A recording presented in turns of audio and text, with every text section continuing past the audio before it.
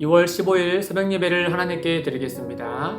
오늘 우리에게 주신 하나님의 말씀 마태복음 11장 16절에서 19절의 말씀입니다. 이 세대를 무엇으로 비유할까? 비유하건대 아이들이 장터에 앉아 제 동물을 불러 이르되 우리가 너희를 향하여 피리를 불어도 너희가 춤추지 않고 우리가 슬피 울어도 너희가 가슴을 치지 아니하였다 함과 같도다.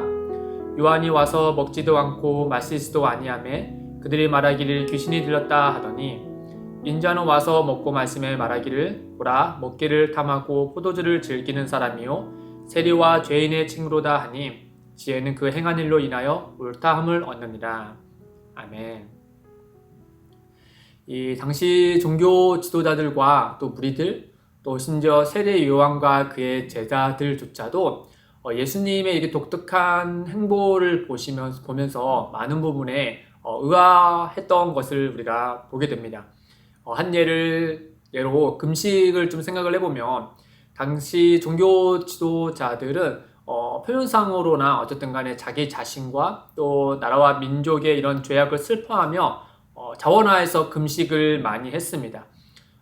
물론 당시에 바리새인들과 같은 종교 지도자들은 자신의 명성을 위하여서 이와 같은 일을 했지만 적어도 우리가 세례 요한은 달리했다는 것을 알 수 있죠. 그는 진심으로 이 나라의 민족의 죄악을 슬퍼하며 하나님께 금식하면서 하나님께 간절히 간구하는 사람 중에 한 사람이었습니다. 물론 그의 제자들도 마찬가지였죠. 그러나 이와 반대로 예수님의 모습을 보면 예수님이 금식은커녕 오히려 이렇게 세리와 죄인들과 같이 어울리며 식사하는 모습들을 우리가 많이 보게 됩니다. 오죽하면 이 마태복음 9장 14절과 15절에 보면은 이 세례 요한의 제자들이 예수님에게 이렇게 물어보죠. 우리와 바리새인들은 금식하는데 어찌하여 당신의 제자들은 금식하지 아니합니까? 라고 말이죠. 그러자 예수님이 그들에게 이렇게 답변하지 않습니까? 이 혼인집을 예를 들어서 이 혼인집에 있는 잔치집에 초대된 사람들은 그 신랑과 그 예식으로 인해서 함께 먹고 마시며 즐거워하는 것이 당연한 것이 아니겠느냐? 지금은 그러할 때다라고 그들에게 말씀해 줍니다. 이렇듯이 당시의 종교 지도자들이나 무리들이나 또한 심지어 세례 요한의 제자들조차도 예수님을 단지 랍비나 또 선생님과 같은 또는 선지자 중에 한 사람으로 여긴다며 예수님이 자기와 같이 금식하지 아니하고 또 이렇게 독특한 행보를 하는 것에 대해서 의아할 수밖에 없는 것이죠. 또 그것은 오해로 만들어지기 쉽습니다. 그러나 예수님이 그런 선지자 중에 한 사람이 아니고 랍비 중에 한 사람이 아니고 앞서서 본 것이 이 말라기 선지자가 예언한 그 메시아 즉 우리를 구원하실 그리스도라고 믿는다면 예수님의 이런 행동이 오히려 의한 것으로 반응하는 것이 아니라 예수님의 이런 행동을 그대로 받아들이지 못한 그들의 행동이 오히려 의아한 것으로 우리가 그들이 여겨야 하는 것이죠. 예수님은 이런 자신의 행보에 대해서 의아하게 생각하는 이들에게 또 오해하고 또는 이제 부정적으로 생각하는 이들에게 예수님은 오늘 이렇게 하나의 비유를 들어서 말씀해 줍니다. 16절과 17절에 보시면 이 세대를 무엇으로 비유할까? 비유하건대 아이들이 장터에 앉아 제 동물을 불러 이르되 우리가 너희를 향하여 피리를 불어도 너희가 춤추지 않고 우리가 슬피 울어도 너희가 가슴을 치지 아니하였다 함과 같도다. 예수님의 이 비유는 지금 두 가지 장소를 상상하시면서 말씀하고 있는 것이죠. 하나는 잔치집이고 하나는 상갓집입니다. 상식적으로 잔치집에 초대되어 온 사람들은 그 자리에서 웃으면서 즐거워해야 되지 죽을 상을 짓고 있으면 안 되겠죠. 또한 본인이 어떤 특별한 이유 때문에 마음이 좋지 않다 하더라도 이 잔치집에서 즐기는 사람들 향해서 비난해서는 안 되는 겁니다. 또 반대로 상갓집에 간 사람이 그곳에서 혼자만 웃고 있어도 안 되는 것이죠. 또 본인이 기분이 좋은데 다른 사람들이 울면 또 이 죽을상을 하고 있다는 그 모습을 볼 때 그들 향하여서 왜 같이 웃지 않지? 라고 하면서 그들의 행동을 의아하게 생각하고 비난하는 것은 오히려 상식적이지 않다라고 하는 것이죠. 이 잔치집은 말 그대로 기쁜 일로 인해서 모두가 즐거워해야 하는 것이고 또 상갓집은 슬픈 일로 인해서 모두가 슬퍼해야 하는 것이 마땅합니다. 이에 못지않게 다르게 반응하는 것들이 오히려 이상하게 여겨져야 하는 것이죠. 그런데 지금 세례 요한과 예수님이 하시는 사역이 마치 이와 같은데 그 모습을 굉장히 부자연스럽게 반응하고 있는 이들이 있다라고 하는 것이죠. 18절에 보시면 이 요한은 무리들을 향하여서 회개하라 외치면서 이 나라와 민족과 죄악을 이용하여서 이렇게 슬퍼하며 근식하는 일을 잘 하지 않았습니까? 그런데 그런 모습을 보면서 종교 지도자들과 무리들이 뭐라고 얘기하냐면 같이 죄로 인해서 슬퍼하고 안타까워하고 가슴을 치는 것이 아니라 오히려 세례 요한을 향하여서 귀신이 들렸다라고 비난하고 있는 것입니다.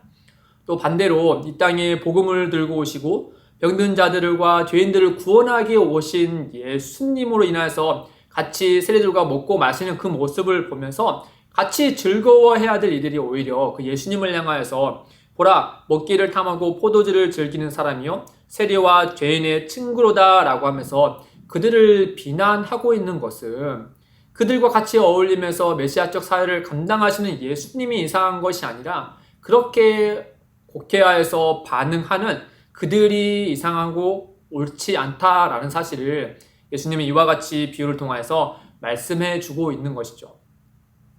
이렇게 그들은 너무나도 부자연스럽게 세례 요한과 예수님 자체를 거부했습니다. 본인들의 이런 곡해하는 또 옳지 않은 그 반응으로 인해서 말이죠. 예수님은 이처럼 이 울어야 할 곳에서 같이 울지 못하고 또 반대로 웃어야 할 곳에서 같이 웃지 못하는 이 세대를 보면서 안타까워하면서 이와 같이 비유의 말씀을 해 주신 겁니다. 사랑하는 성도 여러분, 우리는 좀 어떠합니까? 우리는 예수님께서 가슴을 칠 때 우리도 같이 가슴을 치며 슬피 울고 있는 것인지, 또 반대로 예수님께서 즐거워하실 때 우리도 그와 같이 즐거워하는 마음으로 같이 있는 것인지, 아니면 이 무리들과 바리새인들과 같이 예수님의 이런 행보에 대해서 이상하게 여기고 있지 않은지 우리 스스로 한번 돌아볼 필요가 있겠죠. 예수님께서 우리 지체 중에 괴로워하는 이들을 위하여서 함께 괴로워할 때 우리도 함께 괴로워해야 하지 않겠습니까?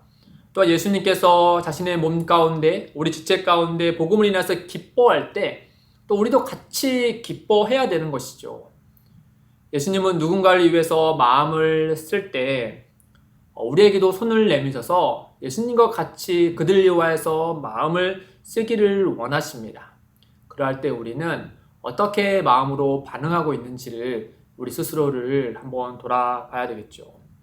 우리는 각자의 삶의 모양은 다르기 때문에 예수님과 같이 울어야 할 때와 또는 웃어야 할 때가 각기 다를 것입니다. 그러니 누군가를 향하여서 나와 같이 똑같이 반응하지 않는다 해서 비난해서는 안 되죠. 그런데 우리가 중요하게 또 놓쳐서는 안 될 것은 무엇이냐? 우리 각자의 삶의 주인 되시는 예수님을 따라서 우리는 같이 마음을 쓰고 있느냐, 그렇지 않느냐, 이 점을 우리 스스로가 말씀 앞에 돌아봐야 되는 것이죠. 그런 후에 예수님께서 마음을 쓰시는 곳에, 함께 웃는 곳에 우리도 같이 웃어야겠고, 예수님께서 마음 아파하며 같이 괴로워왔을 때, 누군가의 지체를 이용하여서 같이 안타까워왔을 때 우리도 그의 몸의 한 지체로서 같이 안타까워하는 그러한 그리스도 안에서 참된 모습을, 참된 반응을 보여야 하는 것입니다. 사랑하는 성도 여러분, 원하건대 오늘 하루를 살아갔을 때 예수님의 시선이 머무는 곳에 우리의 시선이 머물러 있으면 좋겠고, 더불어서 예수님이 행하시는 일을 따라 우리도 그 길을 힘써서 따르기를 주님의 이름으로 축복드립니다. 함께 기도하겠습니다. 하나님 아버지, 언제나 예수님께서 우리에게 주시는 마음을 깨닫고 또 순종하기를 원합니다. 성령님께서 우리의 마음에 소원을 두고 그의 일을 행하시는 바를 아오니 우리 가운데 역사하여 주시다. 우리가 함께 울어야 할 자들과 함께 울게 하시고 또 함께 웃어야 할 자들과 함께 웃을 수 있도록 주의 영이 우리와 함께하여 주옵소서. 주님, 특별히 정말 트리기에와 수리아의 지역으로 이 지진으로 인하여서 큰 슬픔을 당한 이들이 있습니다. 주님, 그들을 불쌍히 여겨주시고 속히 은혜를 더하여 주셔서 그들의 아픔을 잘 이겨낼 수 있도록 필요한 모든 물자와 도움들이 하나님의 선하신 가운데 아름답게 전달될 수 있도록 주님께서 역사하여 주시옵소서. 감사하며 예수님의 이름으로 기도드립니다. 아멘. 오늘도 두 가지의 기도 제목을 두고 함께 기도하겠습니다. 첫째, 우리의 삶의 리듬을 예수님께 맞추게 하시고 성령님의 인도하심을 따르는 오늘이 되게 하소서. 둘째, 큰 슬픔을 당한 트리게와 수리아 지진 피해자들에게 하나님의 긍휼과 위로가 있게 하시고 이 슬픔을 위해 같이 기도하는 기쁨이 되는 교회가 되게 하소서. 이를 위해 함께 기도하며 나아가겠습니다.